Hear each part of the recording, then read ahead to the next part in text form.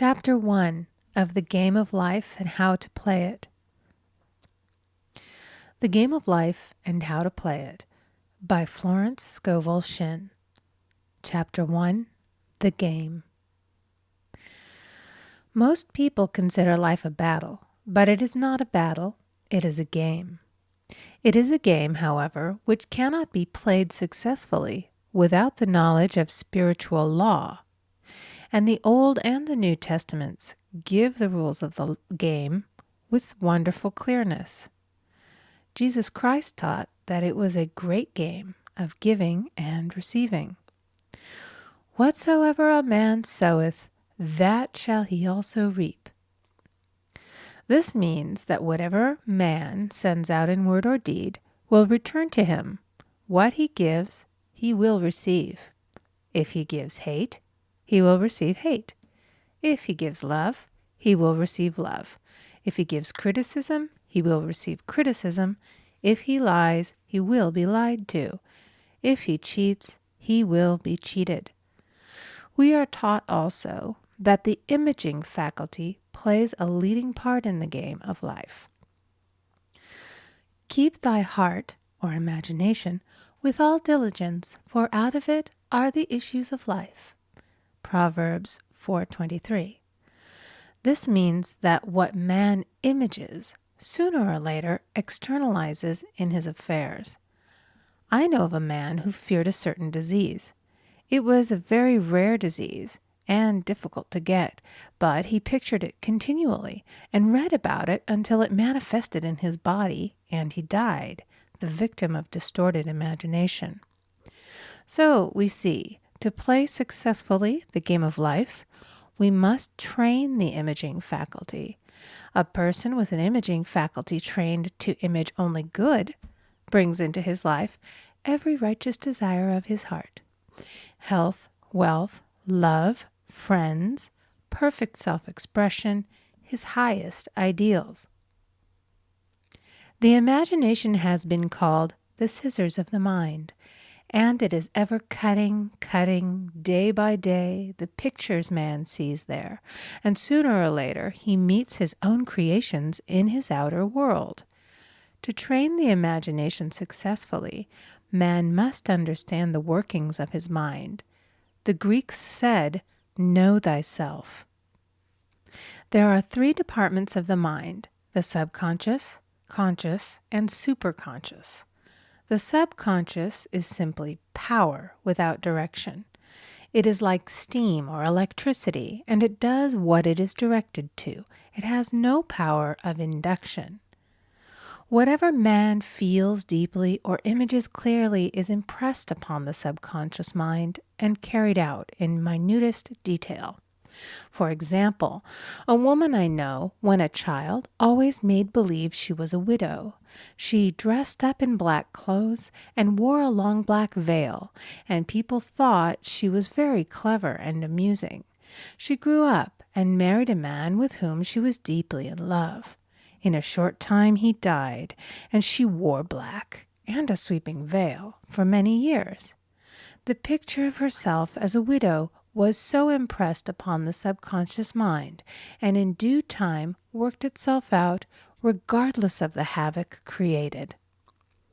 The conscious mind has been called mortal or carnal mind. It is the human mind and sees life as it appears to be. It sees death, disaster, sickness, poverty, and the limitation of every kind, and it impresses the subconscious. The superconscious mind is the God mind within each man and is the realm of perfect ideas. In it is the perfect pattern spoken of by Plato, the divine design, for there is a divine design for each person. There is a place that you are to fill and no one else can fill, something you are to do which no one else can do. There is a perfect picture of this in the superconscious mind.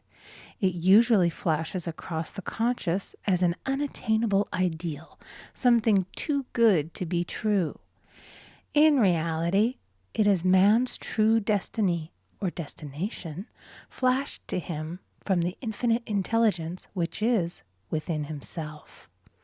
Many people, however, are in ignorance of their true destinies and are striving for things and situations which do not belong to them and would only bring failure and dissatisfaction if attained.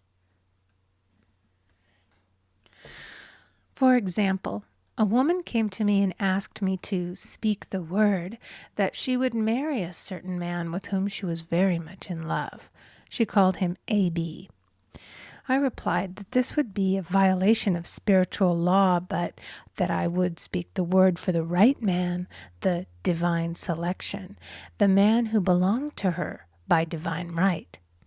I added, if A.B. is the right man, you can't lose him, and if he isn't, you will receive his equivalent.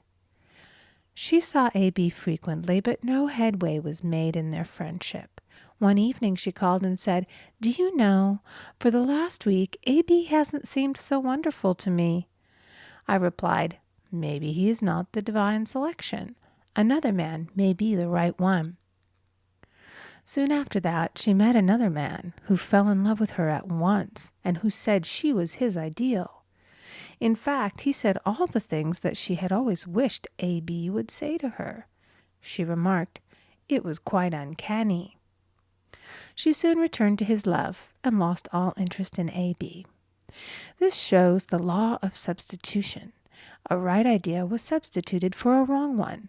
Therefore, there was no loss or sacrifice involved.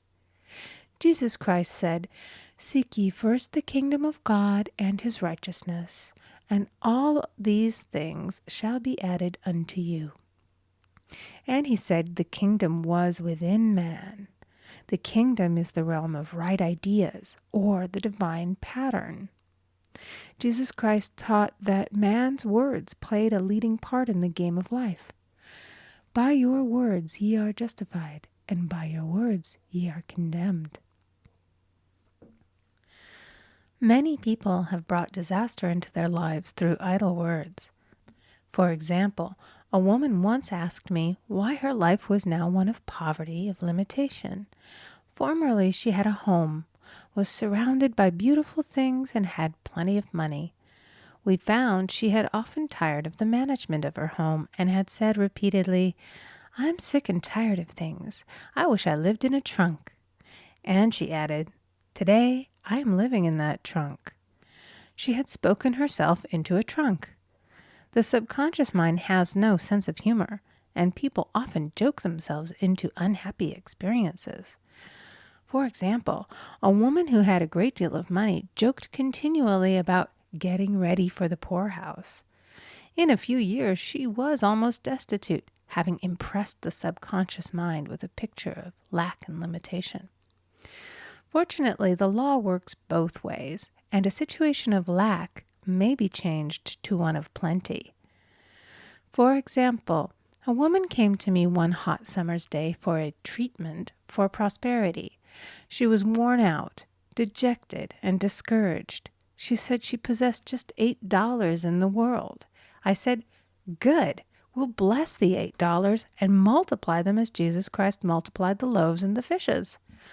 For he taught that every man had the power to bless and to multiply, to heal and to prosper. She said, "What shall I do next?" I replied, "Follow intuition. Have you a hunch to do anything or to go anywhere?" Intuition means intuition, or to be taught from within. It is man's unerring guide, and I will deal more fully with its laws in a following chapter. The woman replied, "I don't know. I seem to have a hunch to go home. I've just enough money for car fare."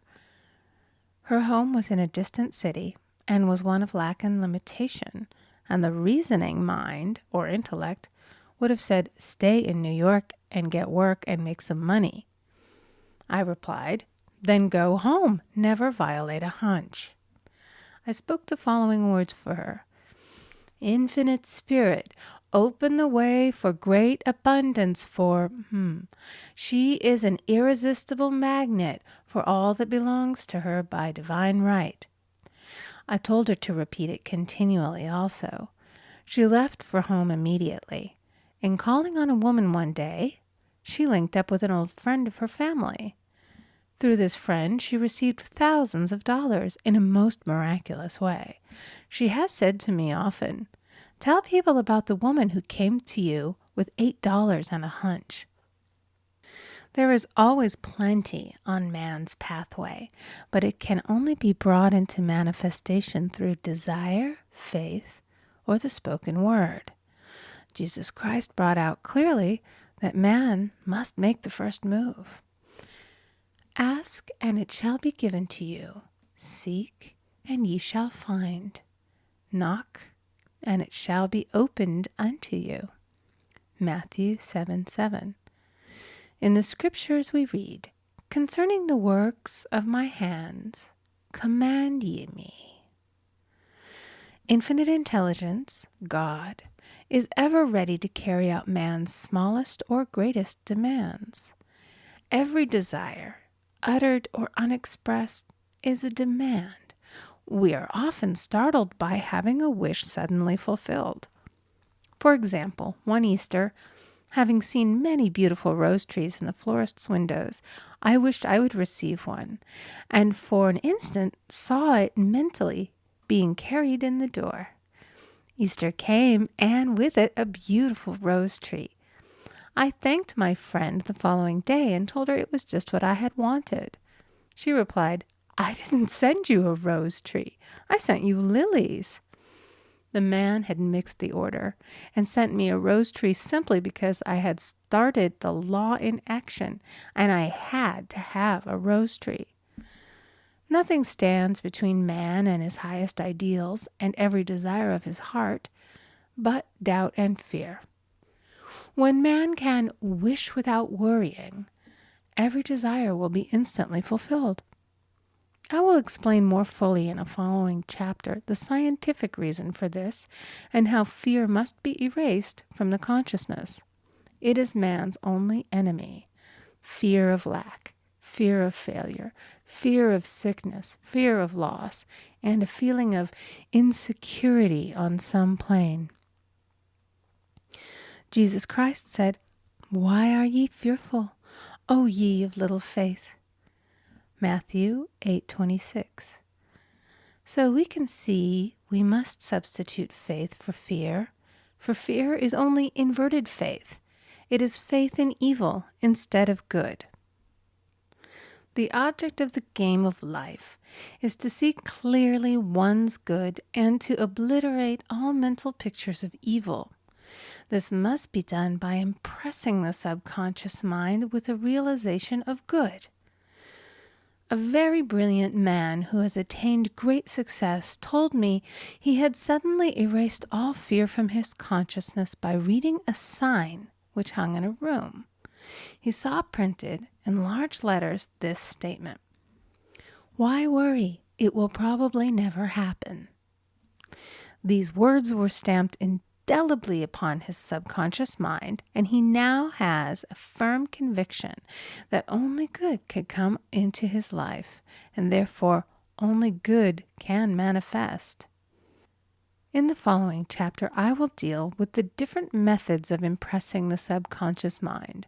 It is man's faithful servant, but one must be careful to give it the right orders. Man has ever a silent listener at his side, his subconscious mind. Every thought, every word is impressed upon it and carried out in amazing detail. It is like a singer making a record on the sensitive disc of the phonographic plate. Every note and tone of the singer's voice is registered. If he coughs or hesitates, it is registered also.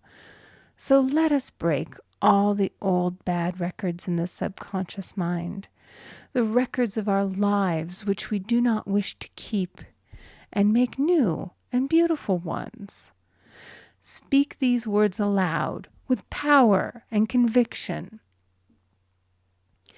I now smash and demolish by my spoken word every untrue record in my subconscious mind. They shall return to the dust heap of their native nothingness, for they came from my own vain imaginings. I now make my perfect records through the Christ within, the records of health, wealth, love, and perfect self-expression. This is the square of life, the game completed. In the following chapters, I will show how man can change his conditions by changing his words. Any man who does not know the power of the word is behind the times. Death and life are in the power of the tongue. Proverbs 18:21. End of chapter 1. Recording by Amy Conger.